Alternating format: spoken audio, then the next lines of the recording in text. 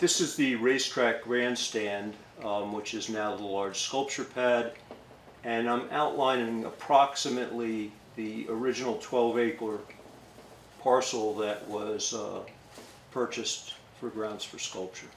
So Grounds for Sculpture is constructed on the site of the former New Jersey State Fairgrounds. Seward Johnson, the founder of Grounds for Sculpture and the head of the Johnson Atelier, imagined a sculpture garden in the backyard of the atelier. Grounds for Sculpture evolved over time. There was never really a master plan. You can always expect to get a phone call or an email from Seward with an idea about what he would like to see developed at the park. So it's a sort of evolving and, at least to this point, never-ending process. In 1983, I was hired by the Atlantic Foundation, one of the Johnson family foundations, as their property supervisor. And so I drove over here one day and was sort of amazed and shocked to find the dilapidated and overgrown site of what had been the New Jersey State Fairground. The buildings were full of pigeons. People had been trying to take terracotta ornamentation and tile work off of the buildings. Brian Carey of ACBC Associates in New York City, a small architectural firm, was selected to be the project architect. Brian came up with a planting list which was fairly minimal to start with. I'd say our biggest planting was about 2,000 rose bushes, which were on berms, which were separating us from the nearby and surrounding shopping centers and industrial facilities. Grounds for Sculpture is kind of an oasis in the middle of a lot of typical suburban and industrial sprawl at the edge of Trenton. When we started to actually create the garden here, the first thing we realized is that the soil conditions were essentially terrible. We had to bring in literally hundreds of truckloads of compost and till them into the soil in order to create a planting medium to start the garden.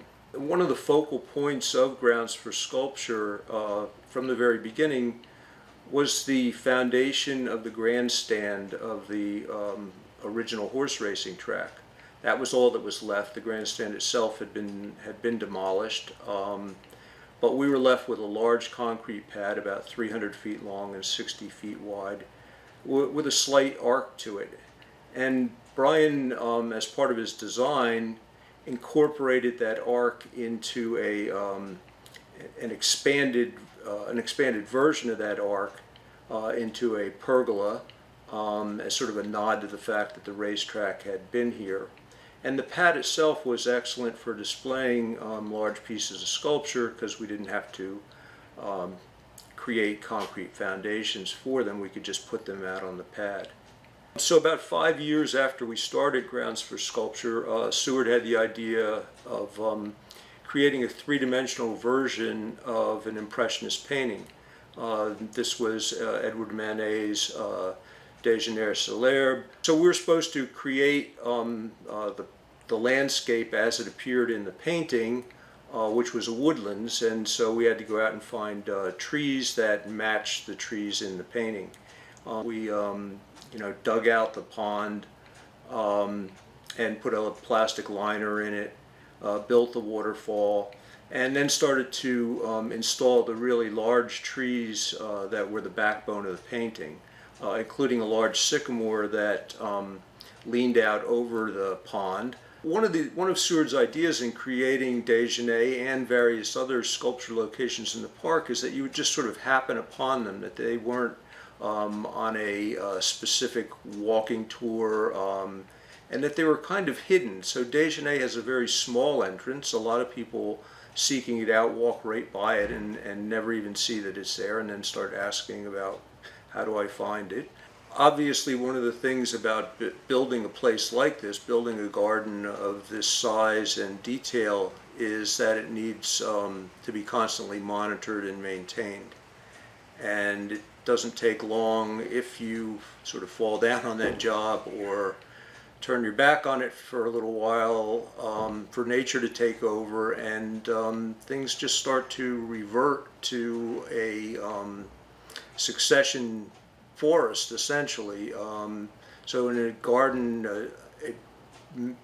like Déjeuner, created to look just like a painting, if you stop keeping an eye on it and stop maintaining it to look like that painting, saplings will start to grow and weeds will come up, and before you know it, it'll start to revert to perhaps not a natural landscape, but it will be trying its best to get away from what you had spent a lot of time and effort creating.